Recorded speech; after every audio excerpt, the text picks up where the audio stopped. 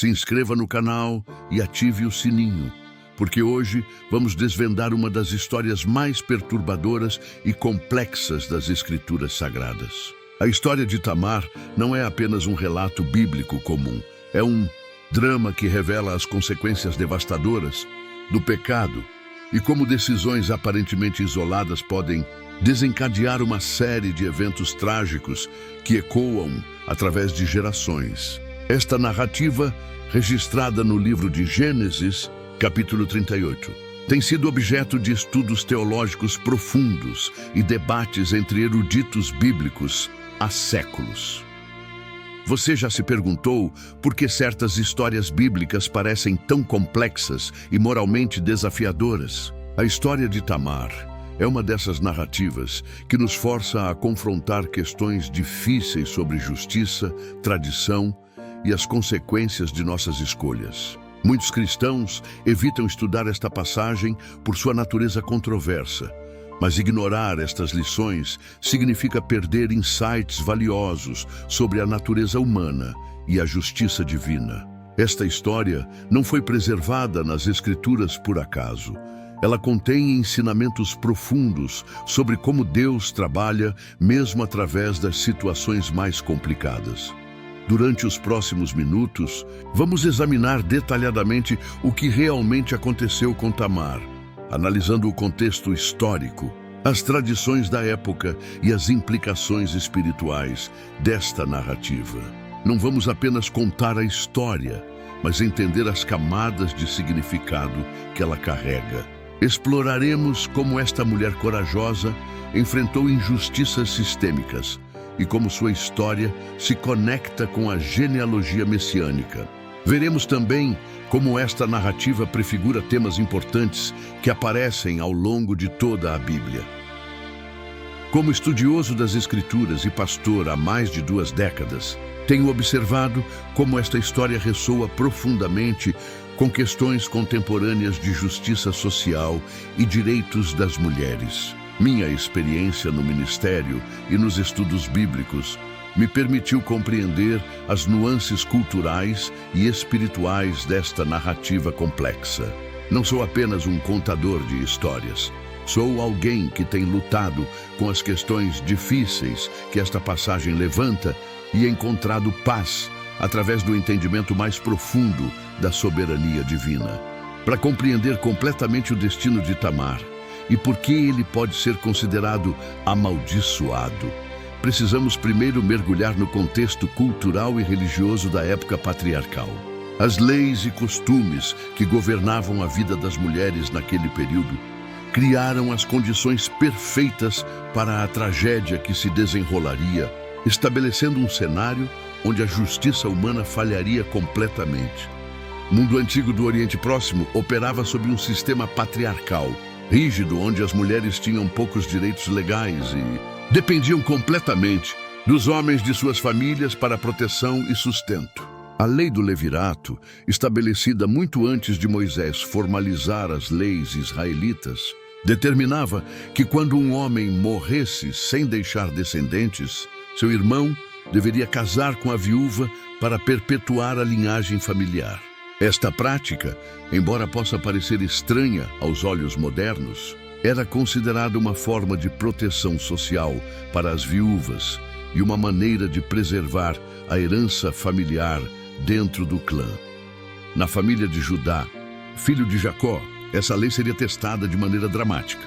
Judá havia se estabelecido em Adulão, longe de seus irmãos, e se casado com uma mulher cananeia. Este casamento já representava uma ruptura com as tradições familiares, pois os patriarcas geralmente evitavam casamentos com os povos locais. De sua união nasceram 3 filhos, Onã e Selá.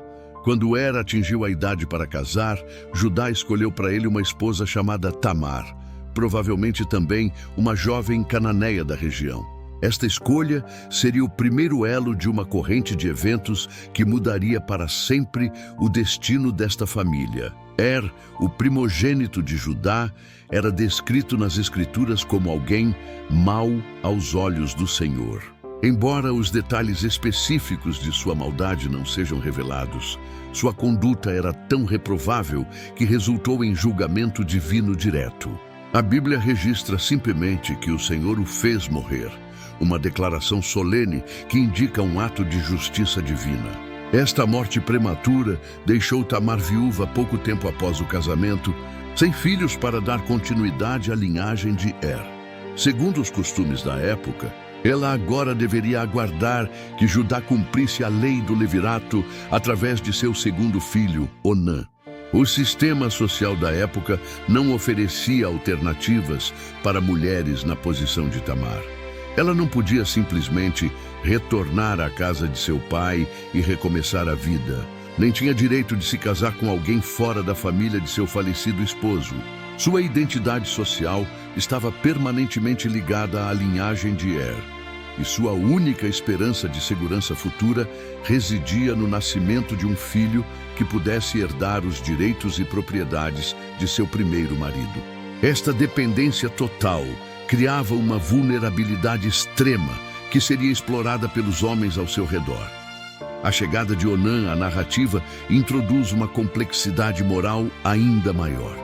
Aqui vemos como a obediência externa às tradições religiosas pode mascarar motivações egoístas e até mesmo malignas, preparando o terreno para entendermos como a corrupção humana pode perverter até mesmo as instituições destinadas à proteção dos vulneráveis.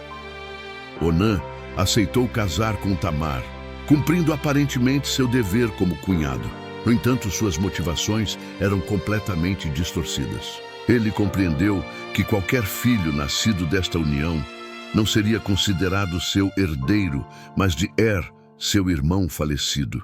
Isso significava que esse filho receberia a porção dupla da herança que tradicionalmente pertencia ao primogênito, reduzindo a herança que Onã e seus próprios descendentes futuros poderiam receber. Movido pela ganância e pelo egoísmo, Onã desenvolveu um plano cruel que lhe permitiria desfrutar dos privilégios do casamento sem cumprir suas responsabilidades. Bíblia registra que Onã desperdiçava o sêmen na terra, sempre que se deitava com Tamar. Esta prática deliberada de evitar a concepção era uma violação direta da lei do levirato e uma forma de abuso sexual e emocional contra Tamar. Ela estava sendo usada para satisfazer os desejos de Onã, mas sistematicamente privada da possibilidade de cumprir seu papel social como mãe e de garantir sua segurança futura. Mês após mês, Tamar enfrentava a humilhação de não conceber, provavelmente culpando a si mesma por uma situação que estava completamente fora de seu controle. O comportamento de Onã não passou despercebido aos olhos de Deus. As Escrituras são claras. O que ele fazia era mal aos olhos do Senhor, pelo que também a este fez morrer. A morte de Onã não foi apenas um julgamento por sua desobediência à lei do levirato, mas também uma resposta divina ao abuso sistemático e à exploração de uma mulher vulnerável. Deus viu, através das aparências de cumprimento do dever, e reconheceu a maldade fundamental das ações de Onã.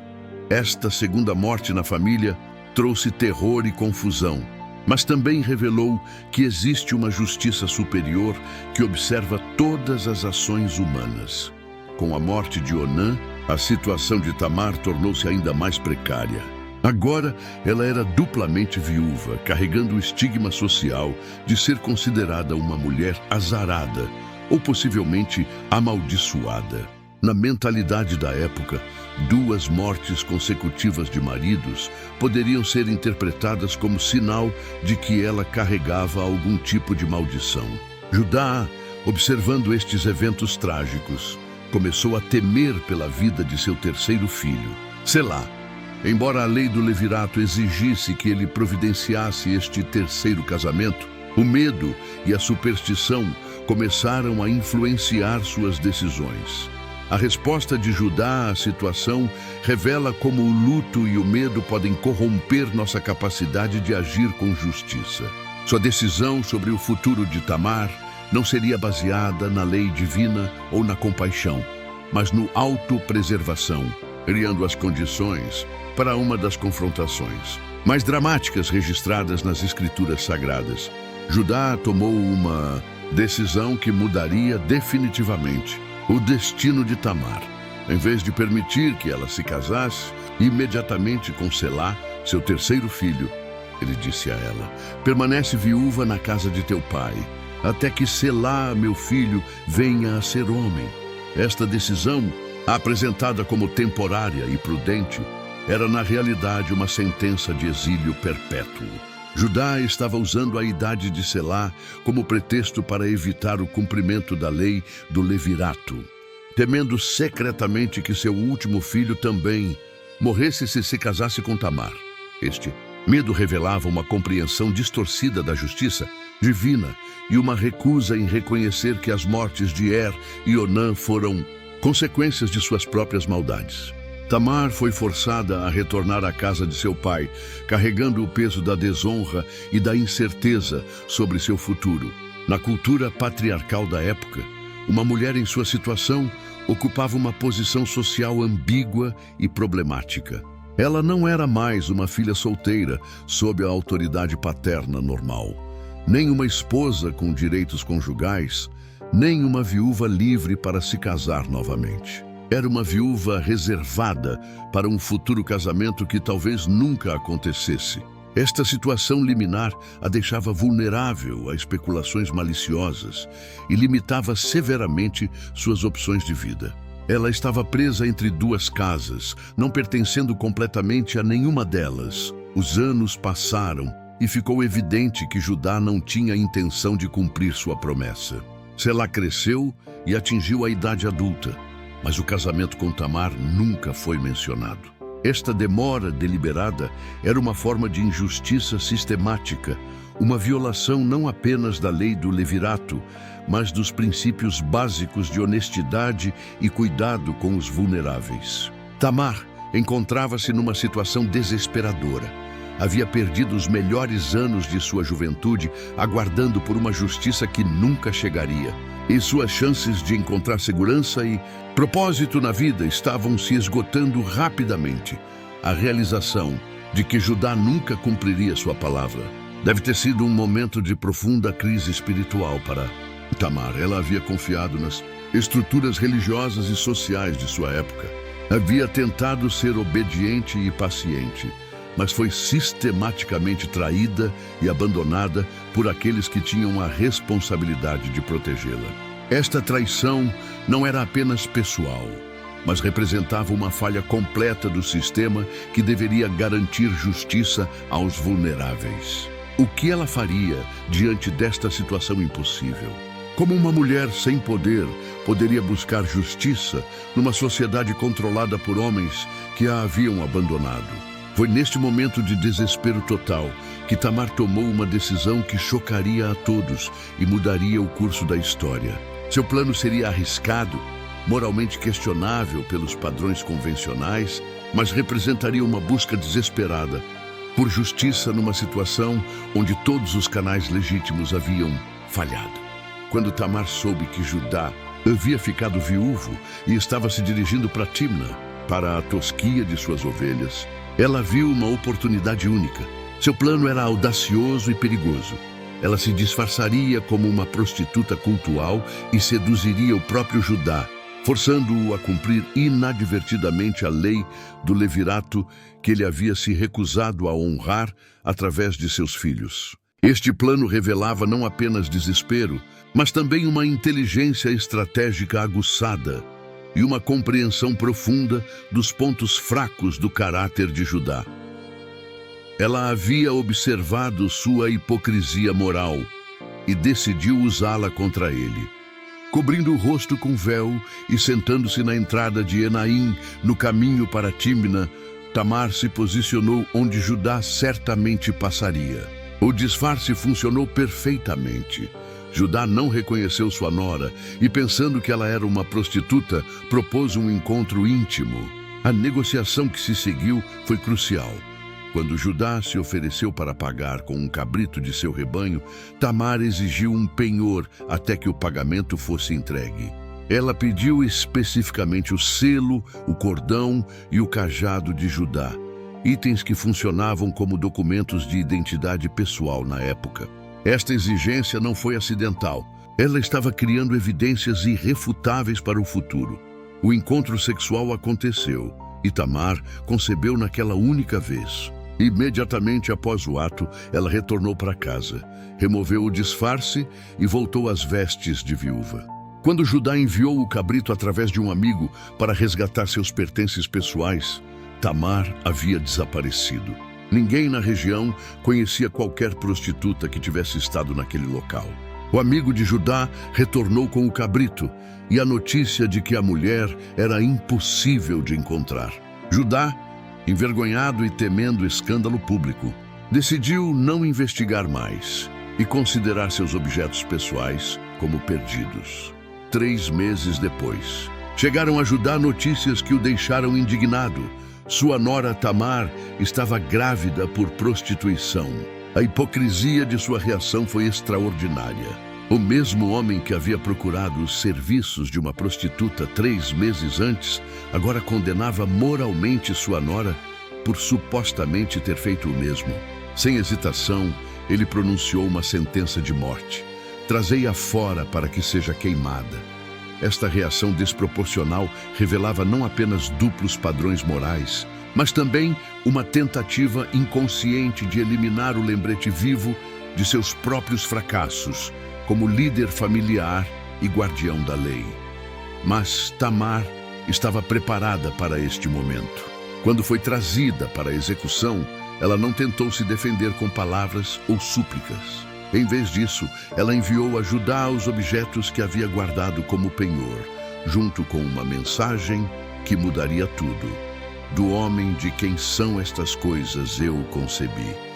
A revelação foi devastadora e instantânea. O momento da revelação foi um dos mais dramáticos em toda a narrativa bíblica. Ao reconhecer seu selo, cordão e cajado, Judá enfrentou não apenas a realidade de sua própria paternidade, mas um espelho impiedoso, refletindo todos os seus fracassos morais e espirituais. A mulher que ele estava prestes a executar por imoralidade era a mesma com quem ele havia se deitado 3 meses antes. A nora que ele havia abandonado à própria sorte, violando a lei do levirato, havia tomado a justiça em suas próprias mãos de uma forma que expunha completamente sua hipocrisia e covardia. A resposta de Judá foi imediata e reveladora. Mais justa é ela do que eu, porquanto não a dei a selar, meu filho. Esta confissão pública representou um momento de quebrantamento genuíno e reconhecimento de culpa. Judá finalmente admitiu que havia falhado em suas responsabilidades como patriarca da família e como guardião da lei divina. Ele reconheceu que as ações de Tamar, embora moralmente questionáveis pelos padrões convencionais, foram motivadas por uma busca legítima de justiça numa situação onde ele havia falhado em fornecê-la através dos canais apropriados. A gravidez de Tamar resultou no nascimento de gêmeos, Perez e Zerá. Até mesmo o nascimento foi dramático, com uma inversão da ordem natural que ecoava temas bíblicos de Deus, escolhendo o mais novo sobre o mais velho. Perez, cujo nome significa brecha, tornou-se o ancestral direto da linhagem messiânica. Esta ironia divina é extraordinária. Através de uma situação de aparente escândalo e vergonha moral, Deus estava tecendo o plano de redenção que culminaria na vinda de Jesus Cristo. A genealogia em Mateus 1 menciona especificamente Tamar como uma das mulheres na linhagem do Messias. A transformação na vida de Tamar após o nascimento dos gêmeos foi completa. Ela passou de uma posição de vulnerabilidade e abandono para se tornar matriarca respeitada na família de Judá. Seus filhos não foram vistos como bastardos, mas como herdeiros legítimos com direito à herança familiar. Perez, em particular, tornou-se uma figura proeminente na genealogia israelita, sendo mencionado como ancestral de figuras importantes como Boaz, Davi e, finalmente, Jesus. O destino amaldiçoado que parecia pairar sobre Tamar foi transformado em bênção geracional. Esta reviravolta dramática na fortuna de Tamar estabelece um padrão que vemos repetidamente nas Escrituras. Deus trabalha através de situações complexas e moralmente ambíguas para cumprir seus propósitos eternos. Mas como devemos interpretar e aplicar esta história extraordinária em nossas vidas contemporâneas? A história de Tamar oferece múltiplas camadas de significado teológico que continuam relevantes para os cristãos hoje. Primeiro, ela demonstra que Deus não é surpreendido ou derrotado pela falibilidade humana e pelas situações moralmente complexas. Mesmo quando os líderes religiosos falham em suas responsabilidades e os sistemas de justiça humana se mostram inadequados, a soberania divina continua operando para cumprir propósitos eternos. A inclusão de Tamar na genealogia messiânica não é acidental. É uma declaração teológica sobre como Deus pode usar até mesmo as circunstâncias mais problemáticas para avançar seu plano de redenção. Segundo, a narrativa oferece insights profundos sobre justiça social e a proteção dos vulneráveis. Tamar representa todos aqueles que são marginalizados e abandonados pelos sistemas de poder estabelecidos. Sua luta por justiça ressoa com questões contemporâneas sobre direitos das mulheres, proteção de viúvas e órfãos e a responsabilidade das instituições religiosas de cuidar dos mais vulneráveis. A aprovação implícita de suas ações, expressa através da confissão de Judá e da bênção divina sobre sua descendência, sugere que existe uma forma de justiça superior que às vezes transcende as convenções sociais estabelecidas. Terceiro, a história ilustra os perigos da hipocrisia religiosa e da aplicação seletiva de padrões morais. Judá estava disposto a executar Tamar por um comportamento que ele mesmo havia praticado, revelando como o poder pode ser usado para mascarar as próprias falhas morais através da condenação dos outros. Esta lição é particularmente relevante para líderes cristãos contemporâneos, lembrando-nos da importância da autorreflexão e da aplicação consistente de princípios morais, começando por nós mesmos. A transformação do destino amaldiçoado de Tamar em bênção messiânica também prefigura o tema central do Evangelho, a redenção do que parecia perdido. Suas circunstâncias impossíveis, as múltiplas tragédias que enfrentou e até mesmo suas escolhas moralmente questionáveis foram incorporadas ao plano divino de uma forma que trouxe esperança e salvação para toda a humanidade. Esta é uma poderosa ilustração de como Deus pode transformar nossas maiores lutas e fracassos em instrumentos de sua glória e propósito. Finalmente, a coragem de Tamar em tomar ação diante da injustiça sistemática oferece um modelo para aqueles que enfrentam situações similares hoje. Embora não devamos necessariamente imitar seus métodos específicos, podemos aprender de sua recusa em aceitar passivamente a injustiça e sua determinação em buscar uma solução, mesmo quando isso requeria grande risco pessoal. Para aplicarmos as lições da história de Tamar em nossas vidas contemporâneas, precisamos primeiro reconhecer padrões similares em nosso próprio contexto. Muitas pessoas hoje enfrentam situações onde sistemas institucionais, sejam familiares, religiosos ou sociais, falham em fornecer justiça ou proteção adequada.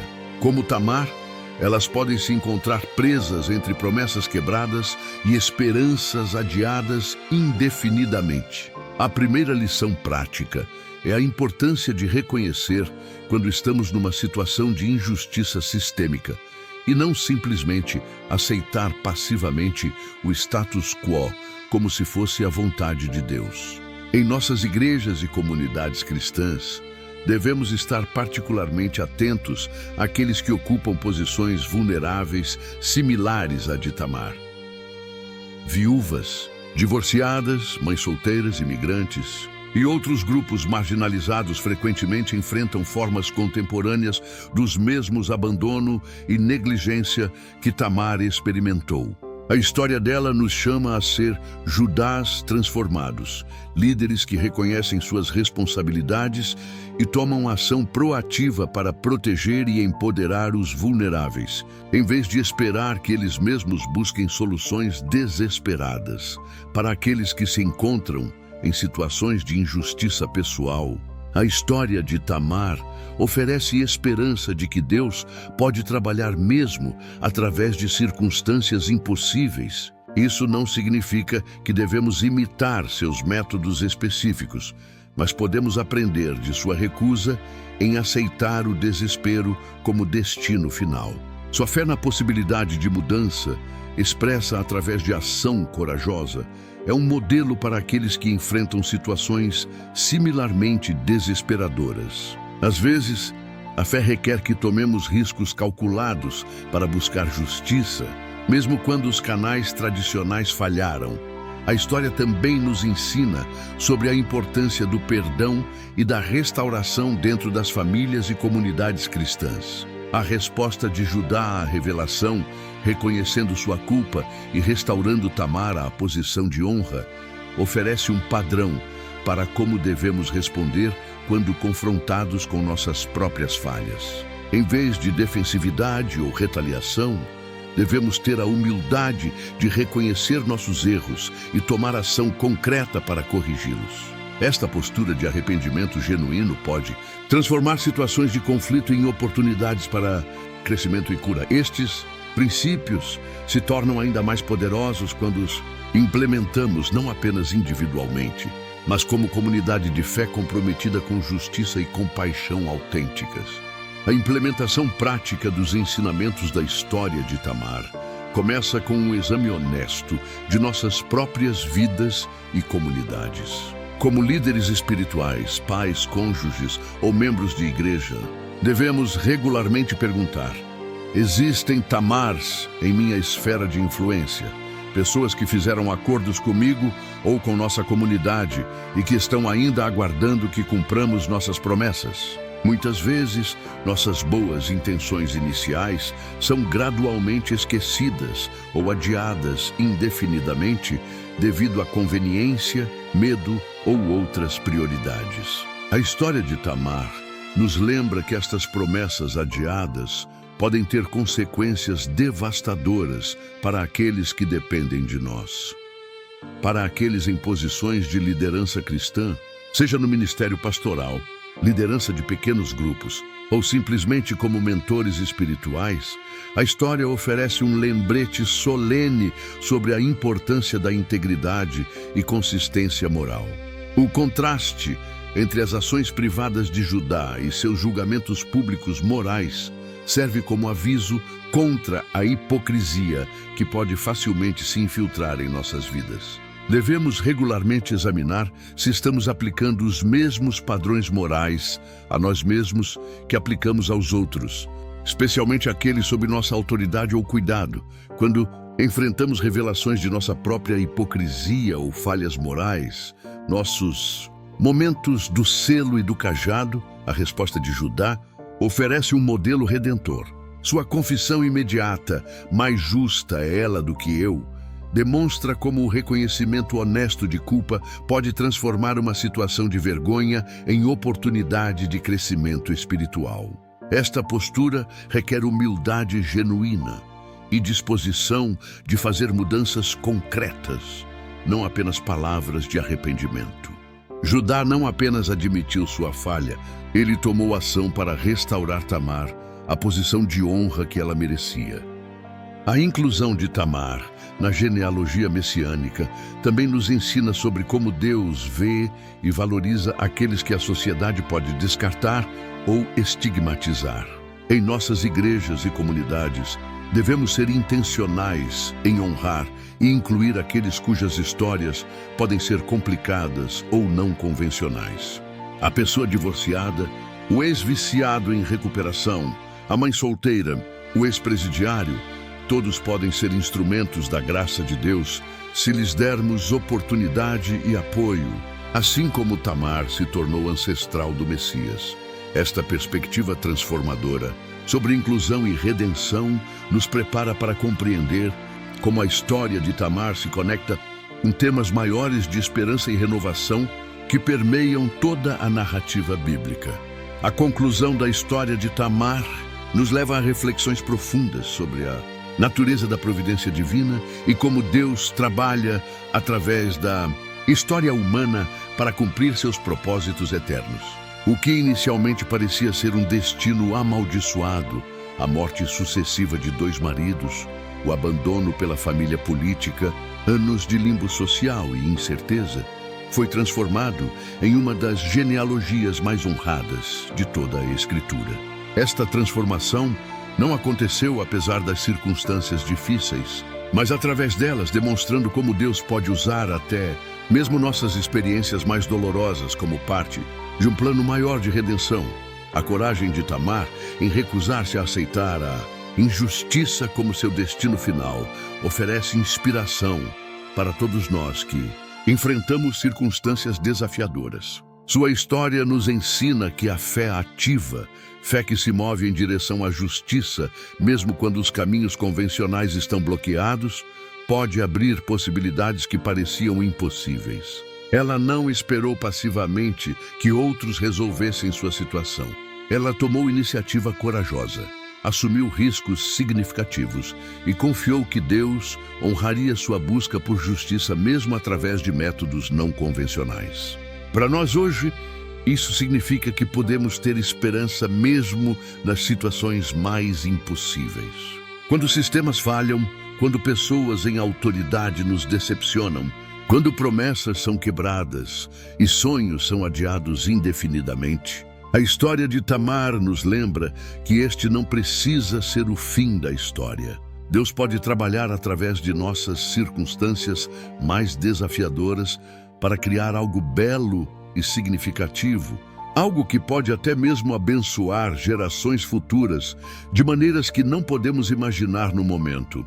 Se você está enfrentando seu próprio destino amaldiçoado, hoje se sente preso entre promessas quebradas e esperanças adiadas, se foi abandonado por aqueles que deveriam protegê-lo, ou se está lutando com as consequências de decisões difíceis tomadas em desespero, lembre-se de que a história de Tamar é também sua história. O mesmo Deus que transformou sua vergonha em honra, sua vulnerabilidade em força, e suas circunstâncias impossíveis em bênção geracional, continua trabalhando hoje para trazer redenção e propósito às nossas vidas. Deixe um comentário compartilhando como esta história impactou você e não se esqueça de se inscrever no canal para mais estudos bíblicos profundos que revelam como as narrativas antigas continuam falando poderosamente às nossas vidas contemporâneas. A história de Tamar nos lembra que nenhum destino está verdadeiramente amaldiçoado quando está nas mãos de um Deus redentor.